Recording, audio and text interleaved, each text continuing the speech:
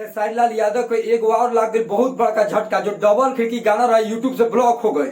खेसारी लाल यादव के कह लेवल जाए तो काउंटडाउन शुरू हुआ, बैक टू बैक गाना ही करब डिलीट होता है। हाँ, ये हालांकि कहीं तक सही नहीं कि वो बंदा बहुत मेहनत करता है, उनका गाना ब्लॉक हो जाता है। हालांकि पता भी चलल नहीं है कि ग्लोबल म्यूजिक जंक्शन से जो विवाद चलत रहे वो कारण से भइल बा कि कौन कारण से भइल बा, लेकिन यूट्यूब पर डबल खिड़की गाना लौकत नहीं। अगर ऐसे back to back take down गाना होई, खेसारी लाल यादव एकदम डिप्रेशन में आ जाए। खेसारी लाल यादव के समझा तो बर्बादी होके लगी। कहीं ना कहीं डबल खिड़की गाना ब्लॉकबस्टर सॉन्ग रहे, ग्लोबल पे ट्रेंड करत रहे और 10 मिलियन व्यू रहे।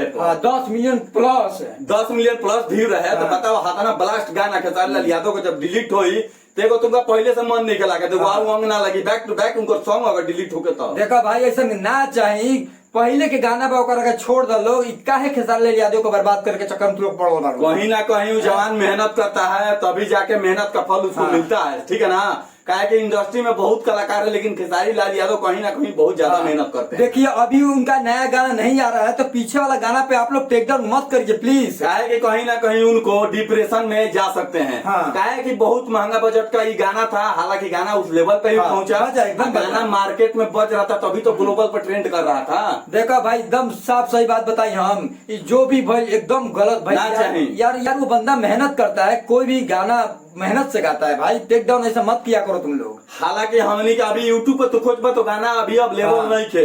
हालांकि अभी प्रूफ नहीं के भाई कि ग्लोबल म्यूजिक जंक्शन से जो विवाद चल रहा बा वो मैटर में डिलीट भइल बा कि का भइल बा, लेकिन खेसारी लाल यादव का काउंटडाउन शुरू हो गई बा। लेकिन जाते जाते ये कहम जो होता है खेसारी लाल यादव के अच्छा निके होते वीडियो के बहुत दूर तक एक शेयर कर लो मर दे जब पहुंची तब आवाज हमने उठाओ जवान वो बढ़िया मेहनत करता है, कहीं ना कहीं तो मेहनत का फल मिलता है। अरे ये सब हो तो खेसारी लाल यादव यार डिप्रेशन में चल जाए, सब ना चाहिए। पहले ही से डिप्रेशन में बढ़े तो ये सब काम ना चाहिए। हालांकि क्लियर अभी भइल नहीं है। बाकी चलो भाई मिला नेक्स्ट वीडियो में अपन राय कमेंट सेक्शन में दिया लोग। हम जाते जाते भाई ये कहम ऐसा ना चाहिए भाई, बहुत बंदा मेहनत करता है।